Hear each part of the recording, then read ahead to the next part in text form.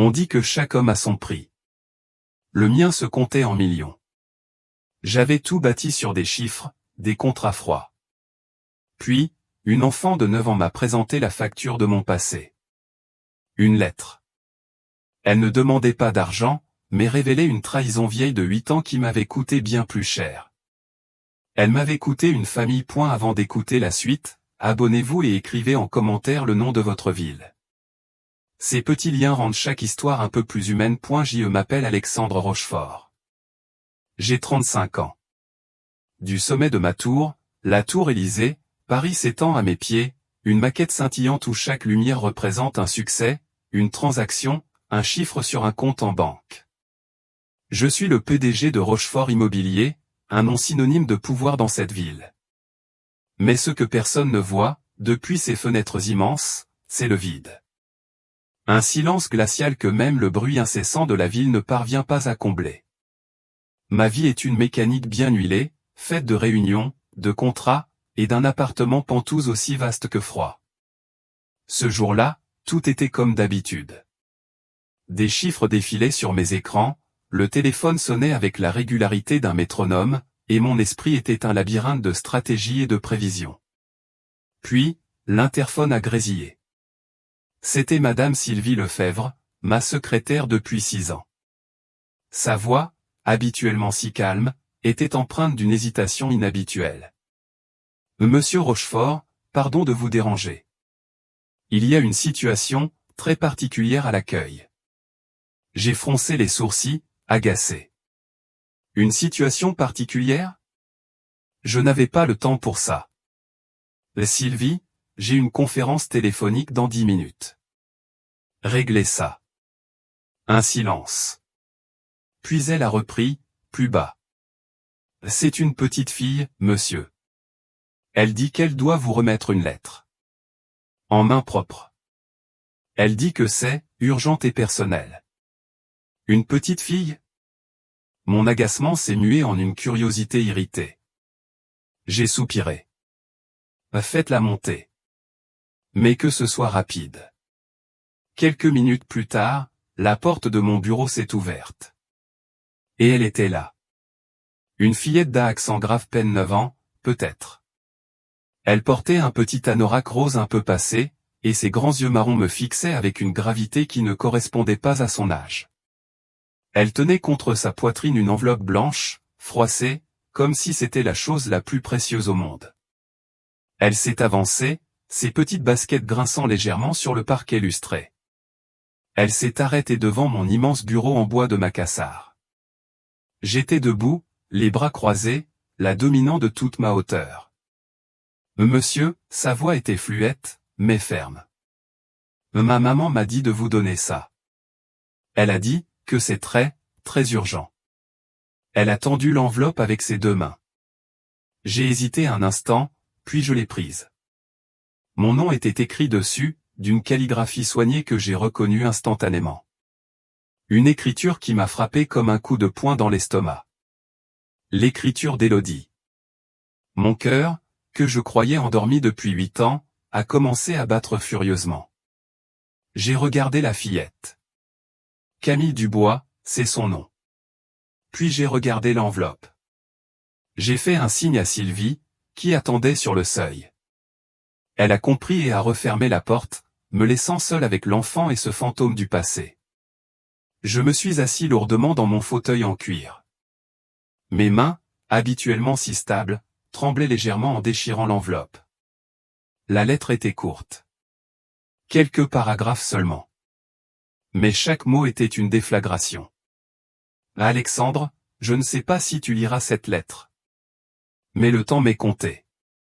Et il y a une vérité que tu mérites de connaître. Une vérité que j'aurais dû me battre plus fort pour te dire il y a 8 ans. Je sentais mon souffle se couper. La chose la plus importante d'abord. Camille est ta fille.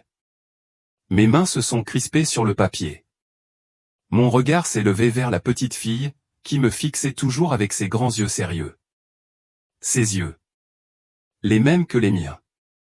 Je sais ce que tu penses. Tu te souviens de ce que Sophie t'a dit. Que je t'avais trompé avec Jean-Luc. Que je t'avais trahi. Alexandre, rien de tout cela n'était vrai. Pas un seul mot. Mais quand j'ai découvert que j'étais enceinte, tu m'avais déjà complètement fermé ta porte. La lettre continuait, expliquant les mensonges de Sophie, la sœur de mon ancien partenaire. Et puis, la dernière partie. La plus terrible. Mais maintenant, je suis en train de mourir. Un cancer de stade 4. Les médecins me donnent 3 ou 4 mois, si j'ai de la chance. Et je ne peux pas quitter ce monde en sachant que Camille sera seule. Je ne te demande pas de m'aimer à nouveau. Mais je t'en supplie, apprends à connaître ta fille. Prends soin d'elle quand je ne serai plus là. Je suis resté immobile. Le silence dans le bureau était total. Je ne voyais plus rien. Ni les gratte-ciel, ni les chiffres sur mes écrans. Seulement les mots sur cette feuille de papier. Et le visage de cet enfant. Ma fille. Et puis, quelque chose que je n'avais pas ressenti depuis 8 ans est arrivé. Une chaleur a piqué mes yeux. Une larme, puis une autre, ont roulé sur mes joues. Silencieusement. Je n'ai pas pleuré sur le drame. J'ai pleuré sur le temps perdu. Sur les 8 années volées. Sur cet homme que j'étais devenu. Un homme si riche, et pourtant si pauvre qu'il ne savait même pas qu'il avait un trésor. Ma fille. Le choc initial passé, mon esprit a commencé à rembobiner le film de ma vie, frénétiquement. 8 ans en arrière. J'étais un autre homme. J'étais heureux. Profondément heureux. J'étais avec Élodie depuis 2 ans. Elle était enseignante, douce, intelligente, pleine de vie. J'avais acheté une bague. Une simple bague en or avec un petit diamant, parce qu'elle n'aimait pas ce qui était ostentatoire. Je comptais la demander en mariage. Et puis, il y a eu Sophie. Sophie Duval, la sœur de mon associé de l'époque. Elle était venue me voir, l'air dévasté, avec une enveloppe. Pas une enveloppe d'amour, mais une enveloppe de poison. À l'intérieur, des photos. Des photos d'Élodie avec un autre homme, Jean-Luc Morel, un vieil ami d'université à elle, disait-elle. Ils riaient, se tenaient la main, et sur une photo, floue, ils semblaient s'embrasser devant un restaurant. Je suis tellement désolé, Alexandre, avait dit Sophie, sa voix suintant une fausse sympathie. Mais tu mérites de savoir la vérité. J'avais été détruit. Anéanti. J'avais appelé Élodie, refusant de la voir. Je ne pouvais pas supporter de la regarder me mentir. Elle avait pleuré au téléphone, supplié, essayé d'expliquer. Ce n'est pas ce que tu crois, Alexandre, s'il te plaît, laisse-moi t'expliquer. Mais je n'avais rien voulu entendre. La douleur et la trahison étaient trop fortes. J'avais crié. J'avais raccroché. Et je ne l'avais plus jamais rappelé. Et bien sûr, Sophie avait été là. Toujours là. Pour me consoler. Pour me sortir boire un verre. Pour me dire que je méritais mieux. 6 mois plus tard, nous étions ensemble. Et pendant 8 ans, elle avait été à mes côtés, façonnant lentement l'homme froid et sans émotion que j'étais devenu. Un homme qui avait oublié comment ressentir. Je suis revenu à la réalité. Dans mon bureau. Camille était toujours là, debout, patiente. Ses grands yeux marrons me fixaient. Comment n'avais-je pas vu? C'étaient mes yeux. La même forme, la même couleur intense. Le même petit pli au coin des sourcils quand elle était sérieuse. La même fossette discrète au menton. C'était mon portrait, en miniature. Mon cœur était un chaos de colère et de regret. Colère contre Sophie, pour ses mensonges. Colère contre moi-même, pour ma stupidité, mon aveuglement. Et un regret d'infini pour ces 8 années. Le premier pas de Camille. Son premier mot. Son premier jour d'école. Chaque anniversaire. Chaque Noël. J'avais tout manqué. Je devais savoir la vérité. La vérité absolue. Je me suis levé, lentement. J'ai contourné mon bureau et je me suis accroupi devant elle, pour être à sa hauteur.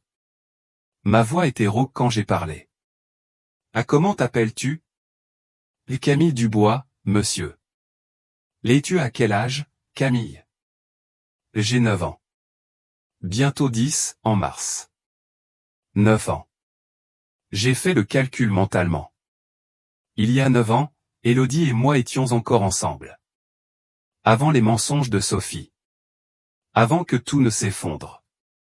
C'était possible. Je sentais une boule se former dans ma gorge. Je devais agir. Maintenant. J'ai appuyé sur le bouton de l'interphone. Sylvie ? Oui, monsieur.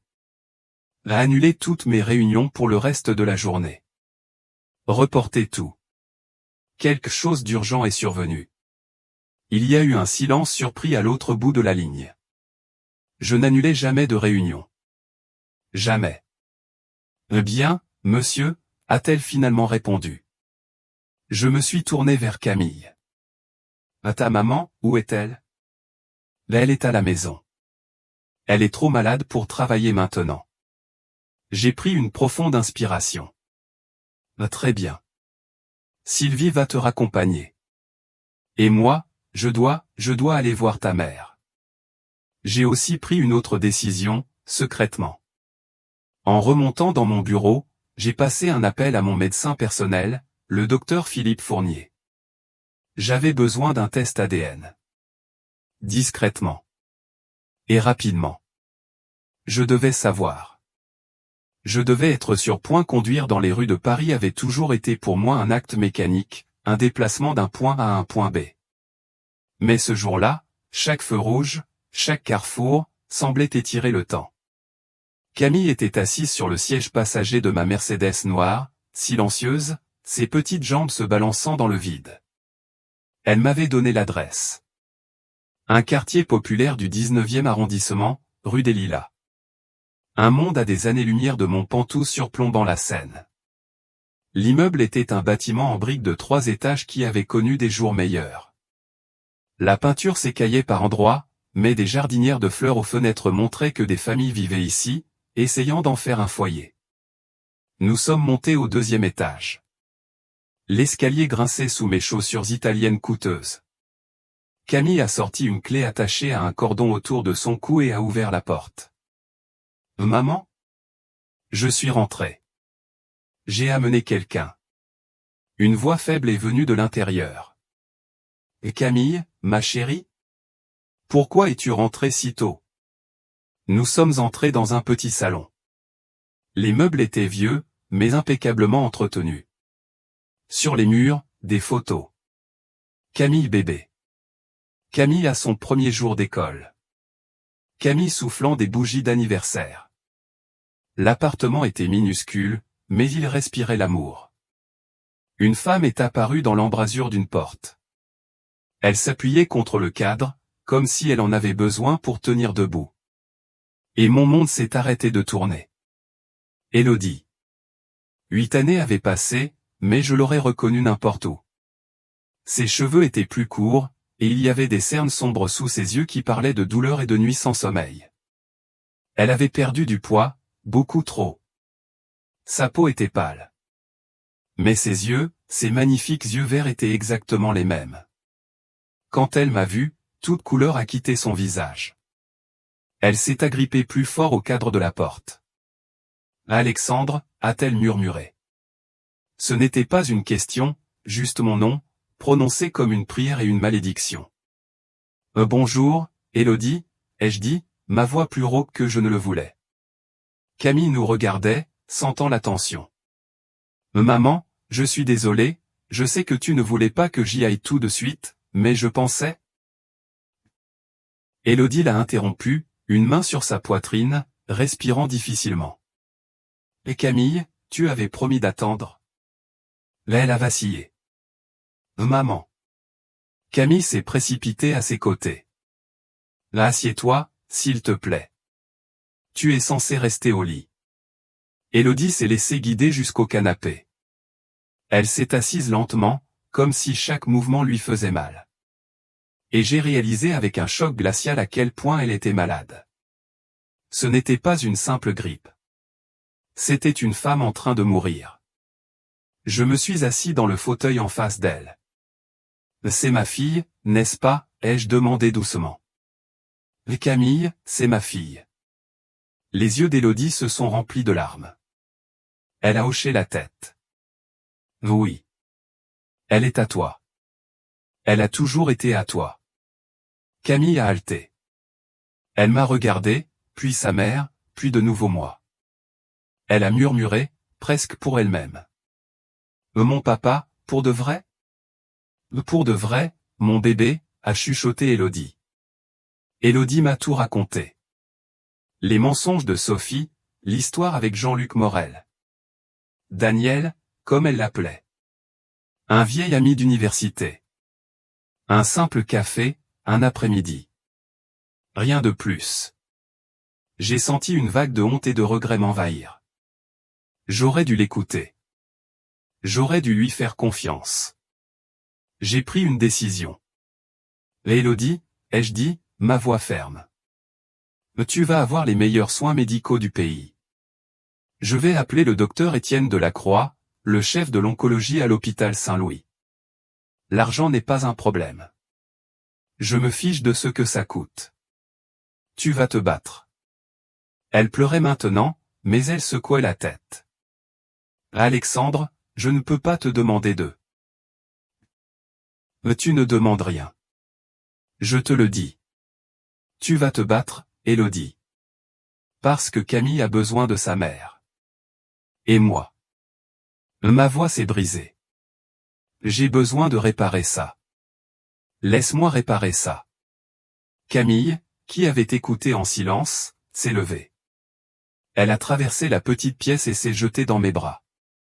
Elle m'a serré fort autour de la taille. Merci, a-t-elle murmuré contre mon costume cher. Merci, merci, merci. Je suis resté figé un instant. Je ne me souvenais pas de la dernière fois que quelqu'un m'avait étreint. Lentement, prudemment, j'ai posé une main sur ses petites épaules. Et quelque chose dans ma poitrine, quelque chose qui avait été gelé pendant 8 ans, s'est fissuré. Juste un petit peu. À ce moment-là, je pensais avoir trouvé toute la vérité, que tout deviendrait clair.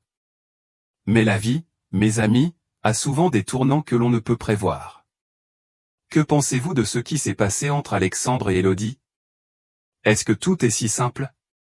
Partagez vos pensées dans les commentaires. Dès le lendemain, un nouveau chapitre de ma vie a commencé. Un chapitre que je n'aurais jamais imaginé. J'ai fait admettre Élodie à l'hôpital Saint-Louis, dans une chambre privée avec vue sur les jardins. Le docteur Delacroix, après une série d'examens, a confirmé le diagnostic. C'était grave, très grave, mais il y avait une lueur d'espoir. Un nouveau traitement expérimental. Extrêmement coûteux. Le genre de traitement qui s'élevait à des centaines de milliers d'euros, bien au-delà de ce que toute assurance standard couvrirait. J'ai signé les papiers sans hésiter. Faites tout ce qui est nécessaire, ai-je dit au médecin. Le coût n'a aucune importance. Pendant ce temps, j'ai emmené Camille chez le docteur Fournier pour le test ADN. Dans la salle d'attente de son cabinet privé, tout en verre et en acier, elle s'est assise près de moi, ses petites mains dans les miennes. Elle était un peu effrayée. Est-ce que ça va faire mal, a-t-elle demandé. Juste un petit prélèvement dans la joue, ma chérie. Tu ne sentiras presque rien. Je lui ai souri, essayant de la rassurer. Et de me rassurer moi-même. Ce soir-là, alors que je rentrais à mon Penthouse, mon téléphone a sonné. C'était Sophie. Sa voix était tendue, presque paniquée. Alexandre? Où étais-tu? Tu as annulé toutes tes réunions. Je me suis inquiété. J'ai pris une profonde inspiration. Sophie, il faut que je te dise quelque chose. J'ai une fille. Silence à l'autre bout de la ligne. Puis un rire nerveux. Qu'est-ce que tu racontes? Tu es fatigué, tu? Elle s'appelle Camille. Elle a 9 ans. C'est la fille d'Élodie. Ma fille. C'est impossible, a-t-elle sifflé. Cette femme essaie de te manipuler. Elle a probablement besoin d'argent et... J'ai vu la lettre, Sophie. J'ai vu Camille. Elle me ressemble. J'ai coupé court. Je n'avais pas l'énergie pour ces mensonges. Nous en reparlerons. J'ai raccroché. 3 jours plus tard, alors que je travaillais depuis chez moi et que Camille faisait ses devoirs en ligne dans l'une des chambres d'amis, mon téléphone a sonné. Le nom du docteur Fournier s'est affiché. Mon cœur s'est emballé. Alexandre? J'ai vos résultats. J'ai fermé les yeux. Et? Il y a eu une pause. Une longue pause. Alexandre, je ne sais pas comment vous dire ça, mais le test est revenu négatif. Selon l'analyse ADN, vous n'êtes pas le père biologique de Camille. Le monde s'est arrêté. C'est impossible. J'ai vérifié les résultats moi-même. Je suis désolé, Alexandre. Je sais que ce n'est pas ce que vous vouliez entendre. J'ai raccroché, le téléphone glissant de ma main moite. Non. Ce n'était pas possible. Élodie avait menti. Elle m'avait utilisé, manipulé. Elle avait inventé toute cette histoire pour que je paie son traitement. C'était un piège. Un piège parfait. Et j'étais tombé dedans. La porte de mon bureau s'est ouverte. C'était Sophie. À son expression, j'ai compris qu'elle avait écouté à la porte. Je suis désolé, a-t-elle dit, mais il y avait une lueur de triomphe dans sa voix. Je savais qu'elle te mentait. Cette femme t'a dupé, elle t'a utilisé. Sors, ai-je dit, ma voix blanche de rage. Je ne fais que dire la vérité, Alexandre. Elle a profité de toi. J'ai dit, sors. Elle est partie, fermant doucement la porte. Je suis resté assis là, le cœur en miettes. La colère, la douleur, l'humiliation. C'était trop. Ce soir-là, quand je suis rentré du bureau, j'ai trouvé Camille qui m'attendait près de la porte. Elle a couru vers moi, souriante. Papa. Le mot a résonné en moi comme une insulte. Je l'ai regardé. Ce petit visage qui, quelques heures plus tôt, me semblait être le mien. Maintenant, je n'y voyais plus qu'un mensonge. J'aurais dû être doux. J'aurais dû lui expliquer calmement. Mais la blessure était trop vive. Fais tes affaires, ai-je dit, ma voix dure comme de la pierre. Tu vas retourner chez la voisine de ta mère. Son visage s'est décomposé. Quoi? Papa, qu'est-ce que j'ai fait de mal? Je ne suis pas ton père. Les mots sont sortis, plus cruels que je ne l'aurais voulu. Le test ADN est revenu. Nous n'avons aucun lien. Ta mère nous a menti à tous les deux. Son petit corps a été secoué par un sanglot. Non, non, ce n'est pas vrai. Maman ne mentirait pas. Apparemment, si. Maintenant, va faire tes affaires. Elle a couru dans sa chambre, en larmes. Je me suis effondré sur le canapé, la tête entre les mains, me sentant comme la pire personne au monde. Mais la colère et la trahison étaient plus fortes que tout point et la nuit qui a suivi a été la plus longue de ma vie. Le Pentouze, habituellement si silencieux, résonnait du fantôme des sanglots de Camille. Je me suis senti vide. Vaincu. La colère avait laissé place à une douleur sourde, un sentiment de perte immense. Le lendemain matin, Sophie était là. Elle m'a tendu une tasse de café, son visage affichant une compassion étudiée. Je sais que c'est difficile, Alexandre. Mais tu as fait ce qu'il fallait. Puis, elle a sorti son téléphone. J'ai fait quelques recherches, a-t-elle dit. Après ce qu'Élodie t'a raconté sur Jean-Luc étant juste un ami, j'ai trouvé quelque chose d'intéressant. Elle m'a montré un document. Un certificat de mariage. Élodie Dubois et Jean-Luc Morel. Mariés 5 mois après notre rupture. Et la date de naissance de Camille, 8 mois après leur mariage. Elle t'a menti sur tout, Alexandre, a dit Sophie, sa voix douce et venimeuse. Et Camille est probablement la fille de Jean-Luc. Elle est désespérée à cause de sa maladie, et elle a inventé toute cette histoire pour te soutirer de l'argent. Je me sentais malade. Comment avait-elle obtenu ce document si rapidement? Comment as-tu trouvé ça? Les archives publiques. N'importe qui peut y avoir accès, si on sait où chercher. Quelque chose clochait. Les démarches administratives en France prennent du temps. Des jours, voire des semaines. Sauf si elle savait déjà où chercher. Sauf si elle avait déjà fait ses recherches bien avant. Mon esprit a commencé à s'emballer. Le timing était trop parfait. La découverte du certificat de mariage, juste après le résultat du test ADN. Comme si tout avait été préparé. Je devais parler à Élodie. Je devais entendre sa version. Je suis allé à l'hôpital. Elle était assise dans son lit, l'air fragile, mais ses yeux se sont illuminés en me voyant. Puis, ils ont vu mon expression, et son sourire s'est éteint. J'ai été direct. Froid. Tu as été marié à Jean-Luc Morel. Son visage est devenu blême. Oui. Après que toi et moi. Alors Camille et sa fille. Ce n'était pas une question. Quoi? Non. Alexandre, d'où est-ce que ça sort? J'ai sorti mon téléphone, lui montrant le rapport du test ADN que le docteur Fournier m'avait envoyé. Le test dit que je ne suis pas son père, Élodie. Ce qui veut dire que tu m'as menti. Tu m'as utilisé. Exactement comme Sophie l'avait dit. Elle pleurait maintenant, ses moniteurs cardiaques s'affolant. Non, Alexandre, ce n'est pas un coup monté. Il y a une erreur avec ce test. Camille est à toi.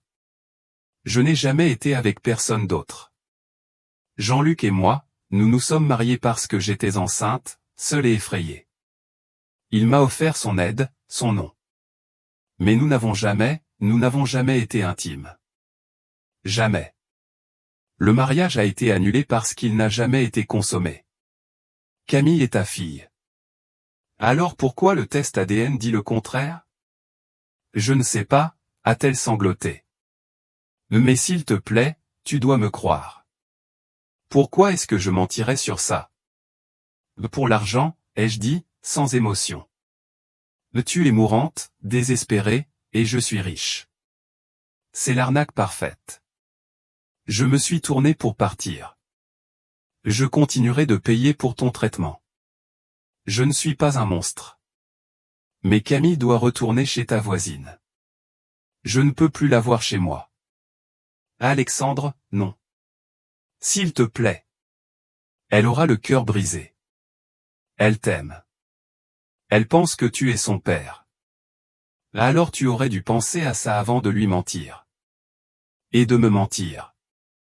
J'ai quitté la chambre, ses sanglots me suivant dans le couloir. Sur le chemin du retour, mon téléphone a vibré. Un message de Camille. Papa, maman dit que le test est faux. Elle dit que tu es mon vrai papa et que quelque chose de mal est arrivé pour qu'ils disent que non. S'il te plaît, crois-la. Je suis resté assis dans ma voiture pendant un long moment, la tête entre les mains. Élodie avait suggéré que le test avait pu être faussé. Que Sophie aurait pu. Était-ce possible? Sophie connaissait mon médecin. Elle était venue avec moi à des rendez-vous. Elle connaissait son personnel. Une lueur d'espoir, fragile mais tenace, a commencé à poindre dans mon esprit. Et avec elle, une nouvelle vague de détermination. Je devais savoir la vérité. La vraie vérité. Cette fois, sans aucune interférence. Le doute, une fois planté, est une mauvaise herbe tenace. Il grandit dans les fissures de la certitude, s'enracine dans les non-dits. Et le doute concernant Sophie était devenu une forêt dense dans mon esprit. J'ai appelé le docteur Philippe Fournier. Ma voix était calme, mesurée. Philippe, j'ai besoin que vous fassiez un autre test de paternité. Aujourd'hui. Il y a eu un silence. Alexandre, nous venons d'en faire un. Les résultats étaient concluants. Je pense qu'ils ont été falsifiés. C'est impossible. Mon laboratoire a les normes de sécurité les plus élevées. Sophie a eu accès à votre cabinet. Elle est venue avec moi par le passé. Elle connaît votre personnel. Un autre silence, plus long cette fois. Vous pensez que Sophie a interféré avec le test? Je pense que c'est une possibilité. Et je dois en être certain. Pouvez-vous en faire un autre? Un laboratoire différent, des échantillons traités différemment, qui ne quittent jamais ma vue. Le docteur Fournier a soupiré. Oui. Je peux envoyer les échantillons à un laboratoire à New York. Ils sont complètement indépendants. Mais Alexandre, vous devez vous préparer à la possibilité que le premier test était correct. Je sais. Mais je dois être sûr. Après avoir raccroché, j'ai commencé à repenser à ces 8 dernières années. Des détails insignifiants à l'époque me sont revenus en mémoire avec une clarté effrayante. Sophie, toujours là après ma rupture avec Élodie, comme si elle avait attendu dans les coulisses. Sophie, qui me déconseillait de rappeler Élodie chaque fois que l'idée me traversait l'esprit. Sophie, qui jetait des lettres arrivant à l'appartement sans me laisser voir de qui elles provenaient. Juste du courrier indésirable, disait-elle toujours. Et si certaines de ces lettres avaient été d'Élodie? Ce soir-là, j'ai confronté Sophie. Pas avec des accusations. Avec des questions. Nous étions dans le grand salon de Montpentouse. Elle sirotait un verre de vin, l'air détendu. C'est étrange, Sophie, ai-je commencé, nonchalamment. La rapidité avec laquelle tu as obtenu ce certificat de mariage. Ça a dû te prendre des heures de recherche. Elle a souri. Je suis pleine de ressources, tu le sais bien. Et le test ADN. Tu semblais savoir que le docteur Fournier allait t'appeler à ce moment précis. Tu étais là, comme par hasard. Son sourire s'est légèrement crispé. J'étais inquiète pour toi, c'est tout.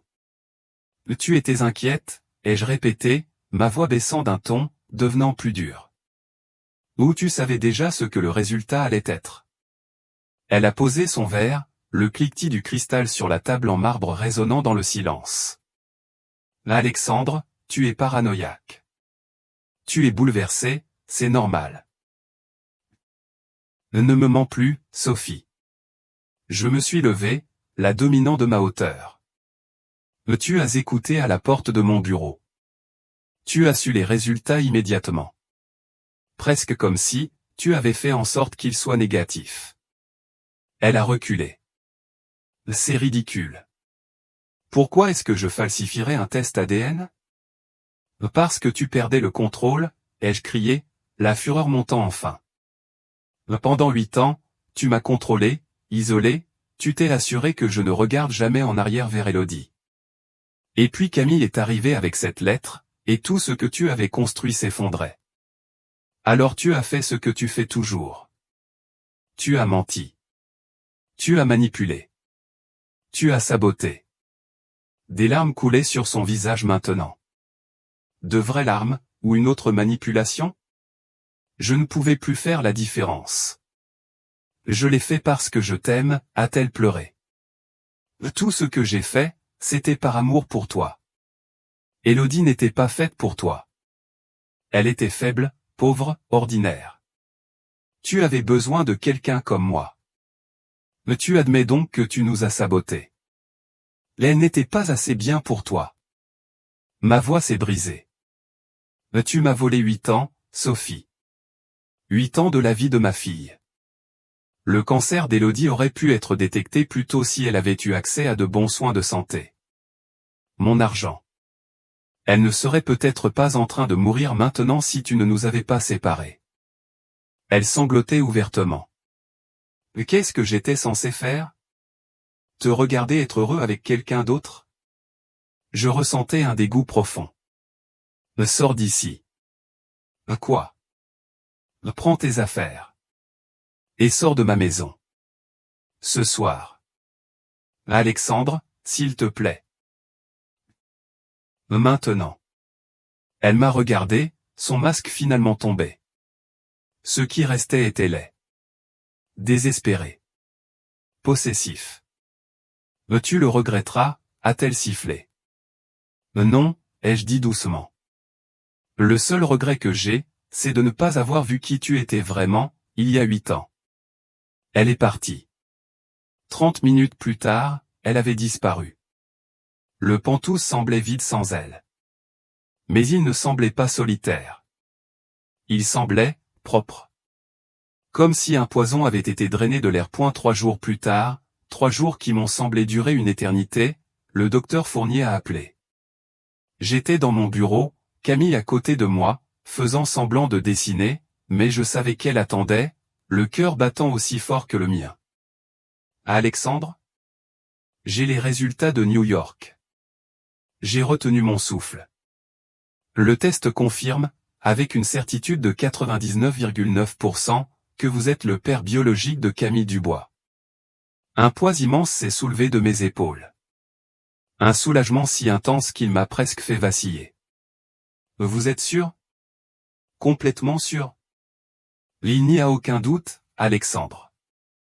Camille est votre fille. J'ai regardé Camille. Elle m'observait, ses grands yeux pleins d'espoir. J'ai posé le téléphone. Je me suis agenouillé devant elle. Qu'est-ce qu'il a dit, papa ? J'ai pris son petit visage entre mes mains. Il a dit que je suis ton papa, ma chérie. Officiellement. Biologiquement. Sans aucun doute. Tu es à moi. Le cri de joie qu'elle a poussé était si pur, si puissant, qu'il a semblé balayer toutes les années de douleur et de mensonges. Elle s'est jetée dans mes bras, et pour la première fois, j'ai pleuré de joie. Des larmes chaudes, libératrices. Nous sommes allés à l'hôpital, le rapport officiel du test à la main. Quand Élodie a lu les résultats, elle a pleuré, elle aussi. Des larmes de soulagement, de joie, de validation. Je te l'avais dit, a-t-elle murmuré. Je me suis assis sur le bord de son lit. Camille s'est blottie entre nous. Et pour la première fois, nous étions une famille. Les jours suivants ont été un rêve. Élodie a commencé à répondre miraculeusement au traitement. Le docteur de la Croix parlait d'une rémission possible. L'espoir, qui avait été si ténu, est devenu une flamme brillante. J'ai pris la décision de faire venir Élodie et Camille vivre avec moi dès sa sortie de l'hôpital. Mon pantouse était assez grand. Ils auraient leur propre espace, les meilleurs soins. Nous pourrions enfin commencer à rattraper le temps perdu. La vie semblait enfin nous sourire. Mais l'ombre de Sophie planait toujours. Et elle n'était pas seule dans cette obscurité. Un soir, alors que nous dînions tous les trois, mon téléphone a sonné. Un numéro inconnu. J'ai répondu. Monsieur Rochefort ? La voix d'un homme. Inconnu. C'est Jean-Luc Morel. Je crois que nous devons parler. Mon sang s'est glacé. Je n'ai rien à vous dire. Je pense que si. Sophie Duval m'a contacté. Elle m'a tout raconté. Elle m'a payé pour venir ici et causer des problèmes. Et maintenant, elle est hors jeu. Alors, je me suis dit, pourquoi ne pas traiter directement avec vous ? J'ai senti la colère monter. Que voulez-vous ? De l'argent, monsieur Rochefort. Beaucoup d'argent. Sinon, demain, je tiens une conférence de presse. Je raconte au monde comment vous avez volé ma femme et ma fille. L'opinion publique adore ce genre d'histoire. Je regardais Élodie et Camille, leur visage soudain inquiet. Le cauchemar n'était pas terminé. Il ne faisait que changer de visage. J'ai pris une décision. Froidement. Calmement. Je n'allais plus être une victime. Je serai en bas dans 5 minutes, ai-je dit. J'ai appelé mon avocat, Maître Bernard. J'ai appelé mon chef de la sécurité. Et j'ai appelé l'inspecteur Durand, un contact à la police judiciaire, à qui j'avais déjà parlé du cas de Sophie. Cette fois, je n'allais pas être pris au dépourvu. J'allais protéger ma famille. Coûte que coûte. Si vous écoutez encore, merci de commenter avec le chiffre ainsi dessous, pour que je sache que des amis m'accompagnent encore dans ce voyage. Votre présence est le plus grand encouragement pour que je raconte la dernière partie de cette histoire, la façon dont j'ai affronté les derniers défis pour protéger ma famille. Merci de votre écoute. Sur les voies du cœur, le hall de mon immeuble, avec son marbre froid et ses œuvres d'art moderne, m'a toujours semblé être une forteresse. Ce soir-là, il allait devenir un champ de bataille. Un champ de bataille psychologique. Je suis descendu, mon chef de la sécurité discrètement posté près de l'entrée, maître Bernard attendant dans son bureau à quelques rues de là, et l'inspecteur Durand informé de la situation. Monsieur Jean-Luc Morel attendait sur le trottoir. Il était bien habillé, un sourire suffisant aux lèvres. Il pensait avoir le contrôle. Monsieur Rochefort, a-t-il commencé, m'approchant. Ravi de voir que vous êtes un homme raisonnable. Vous avez 2 minutes. Parlez. Son sourire s'est élargi. Droit au but. J'aime ça. Voici la situation.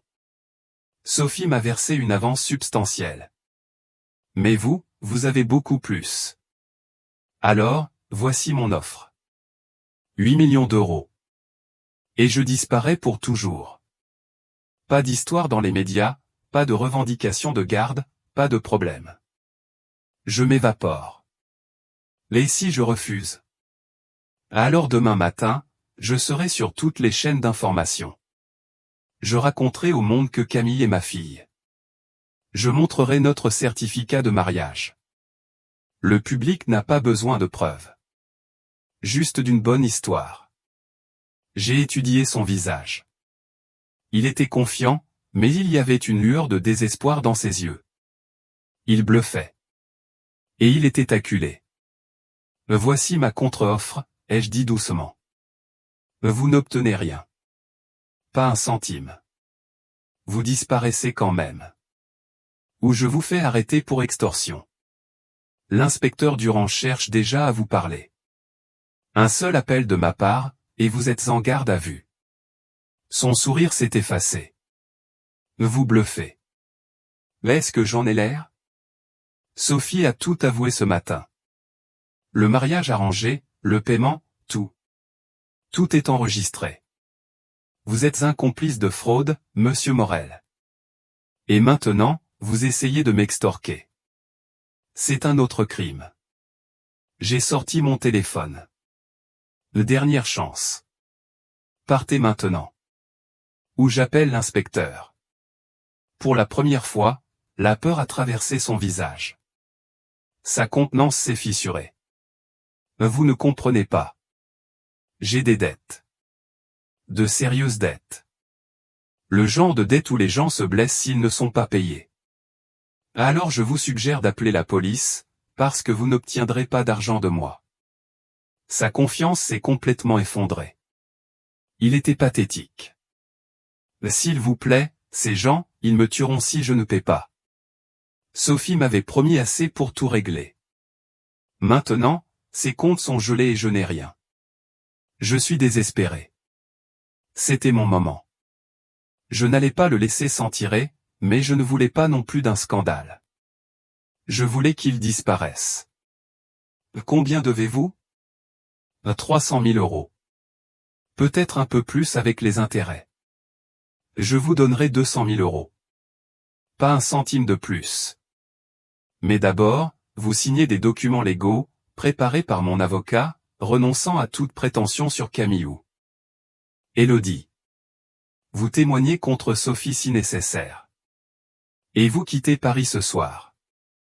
Si je vous revois un jour, si vous contactez ma famille, je vous fais arrêter. C'est compris? Il a hoché la tête frénétiquement. Oui. Compris. Merci.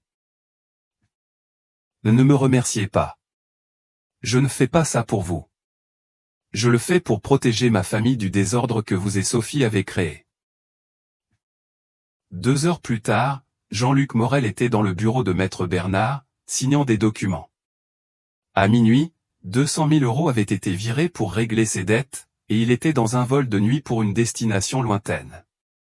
Quand je suis rentré à l'appartement, épuisé, Élodie m'attendait, éveillée. Que s'est-il passé? Je lui ai tout raconté. Tu l'as payé, 200 000 €? Elle avait l'air choquée. Ça valait le coup pour le faire disparaître. Pour vous protéger, toi et Camille, du cirque qu'il aurait créé. Alexandre, c'est tellement d'argent. Élodie, arrête. L'argent n'a pas d'importance. Ce qui compte, c'est qu'il est parti. Sophie va en prison. Et nous pouvons enfin avancer. Sans regarder par-dessus notre épaule. Elle a commencé à pleurer. De gros sanglots de soulagement. Je l'ai tenue dans mes bras. Et pour la première fois depuis des semaines, j'ai eu l'impression que les choses allaient vraiment bien se passer. Et la vie, après une tempête, retrouve souvent son calme avec une douceur inattendue. Les 3 mois qui ont suivi ont été comme un long et paisible lever de soleil. La menace de Jean-Luc Morel avait disparu avec lui, et l'ombre de Sophie s'était dissipée dans les murs d'une cellule de prison. Elle avait été condamnée à 8 ans de prison ferme pour fraude, falsification de preuves et complot. Une justice froide, mais nécessaire. Le plus grand miracle, cependant, se déroulait sous mes yeux, jour après jour. Élodie. Elle reprenait des forces, de la couleur. Ses cheveux, tombés pendant la chimiothérapie, commençaient à repousser en boucles douces. Le docteur de la Croix parlait d'une rémission complète. Un miracle, disait-il. Je savais que c'était plus que ça. C'était sa volonté de faire, nourrie par l'espoir et l'amour. Nous avons emménagé tous les 3 dans Montpentouse. Cet espace, autrefois si froid et impersonnel, s'est rempli de vie. Les dessins de Camille étaient affichés sur le grand réfrigérateur en acier inoxydable. Ses rires résonnaient dans les longs couloirs.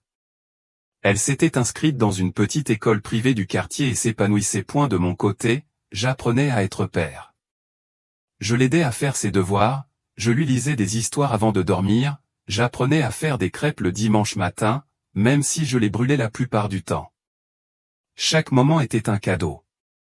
J'ai réalisé que le vrai bonheur ne se trouvait pas dans les bilans financiers ou les acquisitions immobilières, mais dans la chaleur d'une petite main dans la mienne, dans le son d'un rire partagé. Élodie et moi, nous réapprenions à nous connaître. Les 8 années de séparation avaient creusé un fossé, mais les fondations de notre amour étaient toujours là, solides. Nous parlions pendant des heures, la nuit, quand Camille dormait. Nous parlions du passé, non pas avec amertume, mais avec une tristesse douce, le regret de ce qui aurait pu être. Et nous parlions de l'avenir, avec un espoir prudent, mais grandissant. Un soir, alors que nous étions sur le balcon, regardant Paris s'illuminer sous nos pieds, j'ai su que le moment était venu. Il n'y avait pas de bague dans ma poche cette fois. Juste des mots. Simples. Sincères. Élodie, ai-je commencé, ma voix un peu tremblante. J'ai gâché notre première chance. J'ai été aveugle, stupide. Et j'ai passé 8 ans à le regretter sans même le savoir. Je ne veux pas gâcher cette seconde chance. Je me suis tourné vers elle. Ses yeux verts brillaient sous les lumières de la ville. Je ne te demande pas de m'épouser. Pas encore. Je sais qu'il est trop tôt. Mais je veux que tu saches que je t'aime. Je n'ai jamais cessé de t'aimer. Et je veux une chance de te le prouver. De faire les choses bien, cette fois. Des larmes ont coulé sur ses joues. Je t'aime aussi, Alexandre. Je n'ai jamais cessé. Elle s'est jetée dans mes bras. Et dans cette étreinte, sous le ciel de Paris, j'ai senti toutes les pièces de ma vie, si longtemps éparpillées, se rassembler enfin pour former un tout cohérent. Un tout qui avait un sens. Un tout que l'on appelle une famille. 6 mois plus tard, nous nous sommes mariés. Pas un grand mariage ostentatoire, comme celui que j'aurais pu imaginer dans ma vie d'avant. C'était une cérémonie intime, dans un jardin suspendu sur les hauteurs de Montmartre, avec une vue imprenable sur Paris. Juste nos amis les plus proches, et la famille. Camille était notre demoiselle d'honneur. Elle portait une petite robe blanche et un sourire si large qu'il semblait illuminer toute la journée. Élodie, dans une simple robe ivoire, était radieuse.